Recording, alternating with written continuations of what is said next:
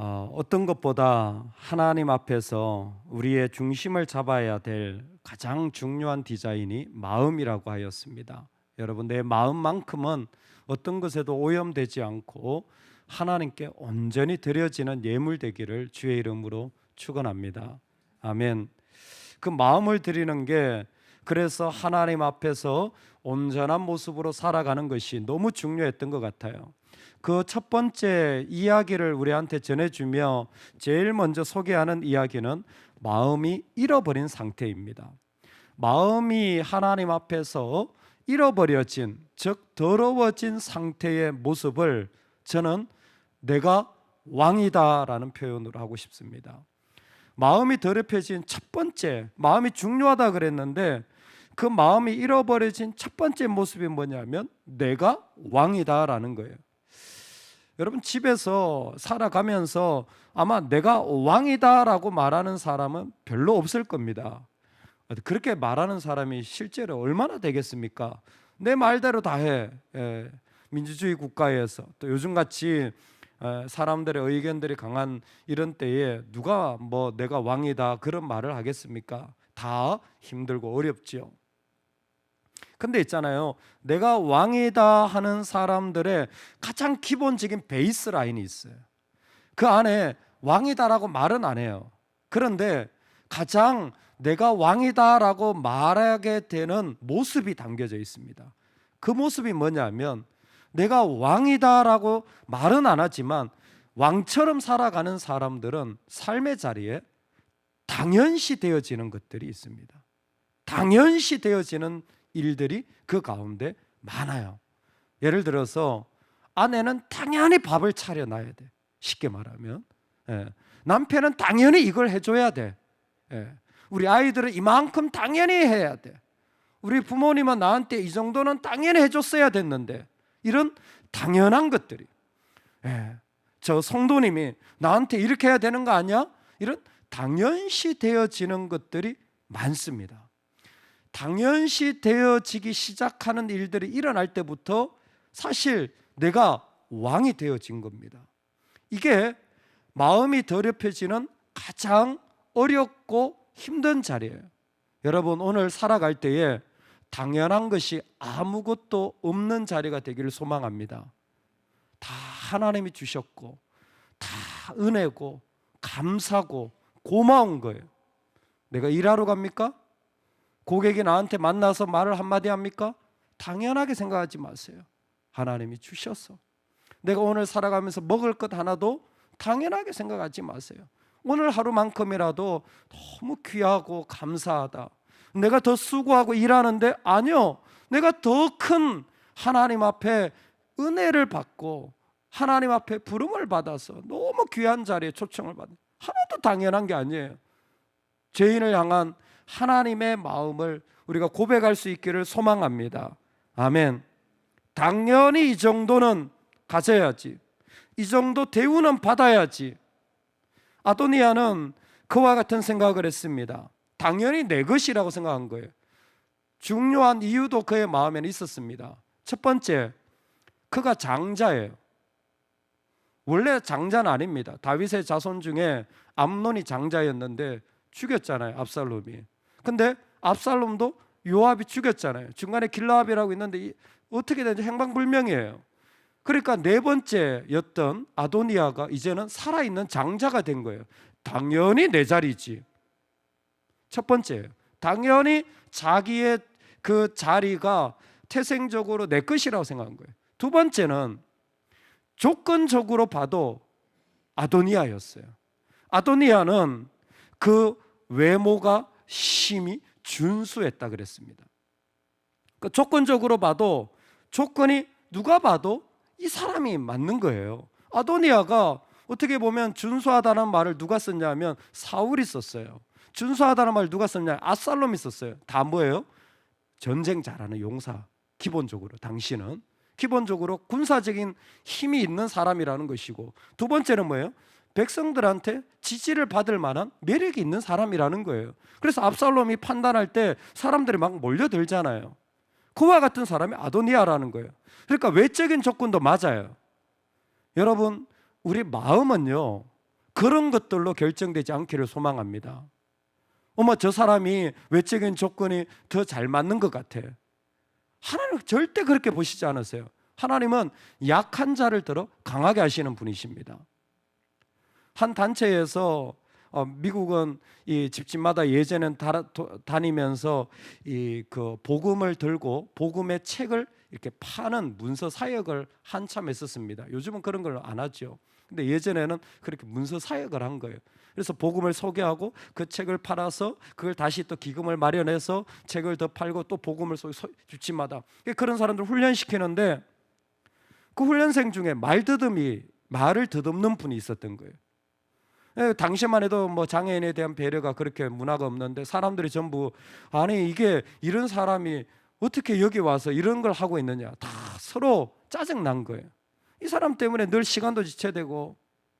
근데 그 훈련하는 그 교관 목사님이 그런 소리 하지 말라고. 이분이 여기 온 것은 뭔가 하나님 뜻이 있을 거라고. 그래서 그 사람들을 다 훈련시켜서 내보냈는데 이상하게 다른 사람들보다 그 말을 더듬는 분이 책을 계속 더 보내달라고, 다 팔았다고, 더 보내달라고, 다 팔았다고 자꾸 연락이 오는 거예요. 그래서 봤더니 이분이 뭐 때문에 이렇게 남들보다 이렇게 책을 많이 팔지 좀 의심이 되는 거예요. 혹시 자기 혼자 뭘 하고 있는 아닌지. 그래가지고는 사람을 보냈더니 그 사람이 그 말 듣는 분이 그 책 파는 곳에 이렇게 따라가 보니까 그러고 있더라는 거예요. 어느 집에 가기 전에 그 집 앞에 그 문 앞에서 그 펜스죠, 대문 앞에서 아니면 조금 떨어진 나무 아래서 무릎을 꿇고 그렇게 기도를 하고 있더라는 거예요. 하나님이 나보다 먼저 가셔서 마음을 열어주시고 하나님 꼭 이 가정이 복음을 받게 한 집 한 집 갈 때마다 그렇게 기도를 하고 들어가더라는 거예요. 남들은 다 그냥 두드리기 바쁜데 근데 신기하게도 그 말도 제대로 이렇게 전달하지 못하는 분의 그 소개에 이분들이 다 마음을 열고 책까지 사더라는 거예요. 진짜 납득이 안 되는데 일어나는 일들이죠. 여러분 제일 납득 안 되는 일이 저와 여러분이 이 자리에 앉아 있는 거예요. 세상에서 제일 이해 안 되는 일이 저와 여러분 같은 죄인들이 이곳에 앉아가지고 하나님 예배하고 있는 거예요. 누가 어떻다? 여러분 그건 약과입니다. 저주받을 인간이 이곳에 앉아가지고 주의 이름 부르는 것보다 더 기적 같은 은혜가 어디 있습니까? 외적인 조건으로 따진다면 우리가 여기 앉아 있을 이유가 어디 있습니까? 하나도 없습니다. 하나님 구원의 조건을 만약 제시하셨다면 우리가 여기에 누가 앉아 있겠어요? 근데 있잖아요, 당연시 되는 사람들은 그 조건에 몰입하는 거예요. 거기에 몰입해서 그 조건이 되면 마치 다 된 것처럼 얘기하는 거예요. 엄청난 마음이 더러워지는 순간이에요. 내가 태생적으로 이 정도는 나이가 됐으니까, 경륜이 됐으니까 이 정도는 완전히 오해고 교만입니다. 절대 그래서는 안 돼요. 아도니아는 벌써 이 두 가지 마음이 있는 거예요. 내가 그 정도 되지 않았느냐, 연륜이나 경륜이나 경험이나 사회적인 전문성이나 이 정도 되지 않았느냐. 그러니까 뭐예요? 그런 것들로 자신을 채우는 거예요. 그런 것들로 자신을 채워요. 그래서 아도니아가 뭐합니까? 자기를 위하여 병거와 기병과 호위병 50명을 준비하니 군사들을 쫙 모으는 것이죠. 그래서 그것으로 자기의 힘을 삼기 시작하는 거예요. 그것이 자기의 조건이 되어진 겁니다. 아버지가 하나님이 세우시지도 않았는데 왕처럼 행동하기 시작한 거예요. 자신이 왕인 특징의 사람들은 기본 라인이 당연시 되는 게 있어요. 왜? 조건을 따라가니까 사람들이 이 정도 조건이면 이 정도 해줘야지, 이런 선택을 하는 겁니다. 하나님 절대 그러시지 않거든요. 하나님은 얼마든지 누구라도 불러서 사용하실 수 있거든요. 그런 조건의 베이스라인을 딱 두고 있으니까 그에게 나타나는 이 마치 몸에 두드러기처럼 핀볼이 딱 올라오잖아요. 빨간 게 나오는 특징들이 딱딱 나와요. 자기가 왕인 사람은요, 첫 번째로 그 베이스라인 위에 하나님도 우습게 여깁니다. 아유, 누가 예수 믿는 사람이 하나님을 우습게 여겨요? 태도가 달라요. 내가 왕인 사람은 태도가 달라요. 벌써 하나님 앞에 예배하는 것, 하나님 앞에 순종하는 것, 태도가 달라요. 쉽지 않아요. 결코 주의 이름으로 나가는데 그냥 되어지지가 않아요. 왜? 하나님도 이제는 우스워요. 만만치 않아요. 제가 왜 이야기를 드리냐면 왕이 되려고 할 때 하나님 왕을 세우실 때 왕에게 금한 게 있잖아요. 뭐예요? 여자를 가까이 하지 마라. 많이 두지 마라. 황금을 쌓아놓지 마라. 그리고 뭐예요? 타는 말을 많이 가지지 마라 그랬어요. 아도니아가 몰랐을까요? 아버지가 왕인데 왕의 수업을 받았다면 상식입니다. 신명기의 이 말씀은 이스라엘 백성들에게 상식이었을 거예요. 알고도 안 하는 거예요. 알고도 하지 않습니다. 내 삶의 자리에 하나님 앞에 나아가는 소중한 자리를 알고도 하지 않아요. 고치지 않습니다. 내 이유가 너무 커요. 그건 뭐예요? 이미 내가 왕이 되어진 거예요. 두 번째, 오늘 말씀해 보니까 참 신기한 말씀이 있어요. 그는 압살롬 다음에 태어난 자요 용모가 심히 준수한 자라. 그의 아버지가 내가 어찌하여 그리하였느냐고 하는 말로 한 번도 그를 섭섭하게 한 일이 없었더라. 아멘. 대단히 가정적이고 직설적인 표현입니다. 한 번도 그를 섭섭하게 한 일이 없었더라. 뭐냐면 왕인 사람에게는요 이미 사람들이 쓴소리를 못합니다. 아버지조차도 아도니아한테 쓴소리를 못하는 거예요. 여러분 말씀에 찔리고 누가 여러분한테 왜 그랬냐 말하는 사람이 있는 게 축복인 줄로 믿으시기 바랍니다. 그런 부모님이 계신 게 축복인 줄로 믿으시기 바랍니다. 너 똑바로 해 이렇게 말해주는 부모님이 있는 게 축복이에요. 근데 이 아들은 이미 부모님조차도 그렇게 함부로 말 못하는 거예요. 왜? 이미 자기가 왕 행세를 다 하고 있습니다. 오늘 우리에게 있으면서 참 안타까운 게 무엇이냐면 이미 자기의 왕됨을 그 가운데 살아가고 있는, 하나님도 우습게 여겨요. 그리고 쓴소리하는 사람도 없어요. 그래서 섭섭하고 좀 아프고 좀 어렵고 이런 거 당하는 거요 못 견뎌요. 못 견뎌요. 내가 그렇게 섭섭하고 어려움 당하는 걸 그 자리에서 견디질 못해요. 그냥 뛰쳐나가는 거죠. 세 번째로 뭐냐면 자기가 왕인 사람은 모든 거 다 할 것 같죠. 불안합니다. 자기 불안이 있어요.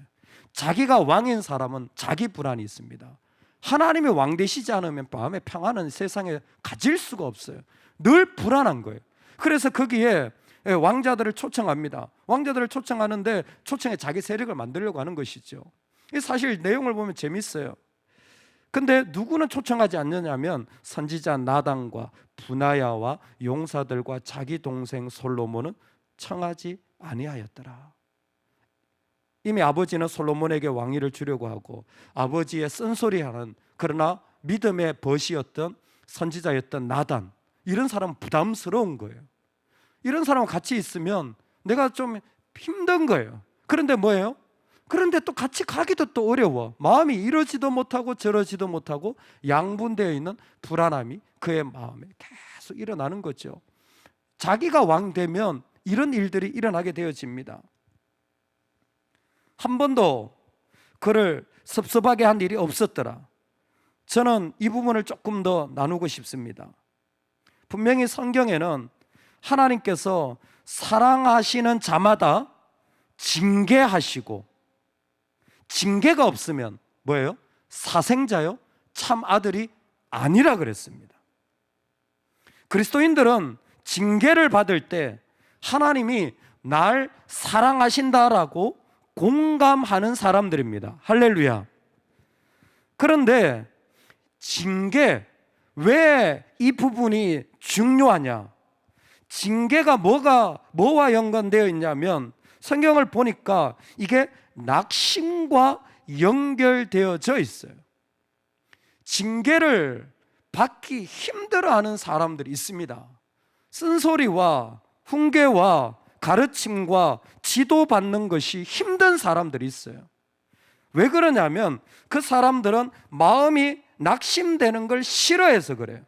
낙심의 이유는 뭐냐면 내가 원하는 나한테 중요한 삶이 있는데 그거 포기하기 너무 아까운 사람들인 거예요. 나한테 너무 중요한 것들을 버리기에는 아까운 사람들은 징계받기가 어렵습니다. 그래서 하나님이 이 땅에 오셨을 때 예수 그리스도로 말미암아 죄를 끊어버리도록 우리를 세우셨는데, 이 세상에 조금이라도 미련을 둔다면 주님의 징계를 받아들일 수가 없는 거예요. 여러분, 주님의 징계가 하나님의 사랑으로 우리에게 다가올 수 있기를 소망합니다. 어떻게 그럽니까? 이 세상에 미련 두지 마세요. 아까운 거 하나도 없으면 주님이 나를 징계하실 때마다 하나님이 나를 얼마나 귀하게 만드시는지를 더 깨닫고 감사한 시간이 될 줄로 믿습니다. 이 세상 가운데 하나님이 얼마든지 나를 징계하셔서 내가 조금이라도 왕된 자리에서 하나님이 얼마든지 나를 끌어내리실 수 있는 복이 있기를 소망합니다. 아멘. 참 아도니아를 보면 안타까워요. 왜? 그가 왕이 된 특징도 있지만 그가 왕이 되려고 한 그 모습이 되자 그가 살아가는 삶이 이래요. 자기가 왕인 사람들은 자기 같은 사람들만 만나는 것 같아요. 자기가 왕인 사람은 자기 같은 사람만 만나요. 아도니아가 왕이 되려고 했잖아요. 누구를 데리고 오냐면 요압을 데리고 옵니다. 다윗의 군대 장관이 있잖아요. 아마 요압을 데리고 왔으니까 군사권을 자기가 잡은 거겠죠. 요압이 자기 편이 됐으니. 근데 요압이 어떤 사람입니까? 자기 마음 내키로 하는, 자기 마음 내키는 대로 하는 사람이잖아요. 다윗도 손을 못 써요. 컨트롤이 안 되는 사람이에요. 요압도 자기 분야에서는 그냥 자기가 왕이에요. 내 하고 싶은 대로 해야지, 그건 누가 간섭했다간 큰일 나는 사람이에요. 왜? 멀쩡한데도 그냥 찔러 죽이는 사람이에요. 요압의 폭력성은 그의 실력과 능력도 있습니다. 이 사람이 달란트도 뛰어난 사람이에요. 근데 자기 마음대로 하는 사람인데 아도니아가 딱 그 사람이잖아요. 그러니까 자기 같은 사람만 만나요. 내가 왕이면 다 잘 될 것 같죠? 아니요. 두 번째, 나 같은 사람만 만날 뿐만이 아니라 연합이 반드시 깨집니다. 자기가 왕인 사람은 연합이 반드시 깨져요. 이 짧은 말씀에 벌써 다윗의 나라가요, 두 쪽이 났어요. 평생을 걸쳐서 하나님이 세운 나라인데, 40년 동안 다스린 나라인데 아도니아 같은 사람이 자기가 왕이 되려고 하니까요, 그 제사장 그룹에도 사독과 아비아달이 있는데 이미 앞에서 두 사람 짝지어가지고 너희들 영적으로 같이 섬기라, 그런데 두 사람이 편갈라가지고 나눠지기 시작한 거예요. 모든 사람들이, 왕자들이 나눠지기 시작하고 선지자들이 나눠지기 시작한 거예요. 뭐예요? 나라가 쪼개지는 거예요. 내가 왕인 사람은 연합이 반드시 무너집니다. 이게 이 말씀의 제일 큰 아픔인 것 같아요. 여러분은 여러분이 왕이십니까? 우리 하나님 앞에 이 아침에 우리가 기도합시다. 뭐를요? 하나님, 저를 혼내주는 말씀을 주세요. 여러분 사모하시기를 소망합니다. 하나님, 제가 꼬꾸라지는 말씀을 주세요. 저는 조금도 왕의 자리에 있고 싶지 않습니다. 고백할 수 있기를 소망합니다. 정말 내가 왕이 되어지는 게 아니라 왕 같은 역할을 해야 될지라도 내가 왕이 되는 게 아니라 하나님이 세우시는 자리가 되시길 소망합니다. 내가 왕 같은 역할을 한다고 할지라도 내가 그 자리를 가지는 것이 아니라 하나님에게서 온 자리가 되기를 소망합니다. 아마 이런 역할을 해야 되는 사람들이 있을지도 몰라요. 그러나 그것은 철저히 하나님에게서 와야 되기 때문에 그 자리가 오는 것보다 더 중요한 것은 나를 왕의 자리에서 끌어내리는 하나님의 감동하심과 도전이 나한테 크게 울린다면 우린 그게 축복인 줄로 믿습니다. 그 징계가, 그 하나님의 가르치심이, 그 하나님의 나를 치심이 우리에게 있기를 소망합니다. 아멘. 두 번째로, 나를 정말 혼내주는 하나님의 말씀이 나를 세우는 자리. 그리고 오늘 우리는 무엇도 우리 삶의 기본을 조금 더 당연하게 여기지 않기를 소망합니다.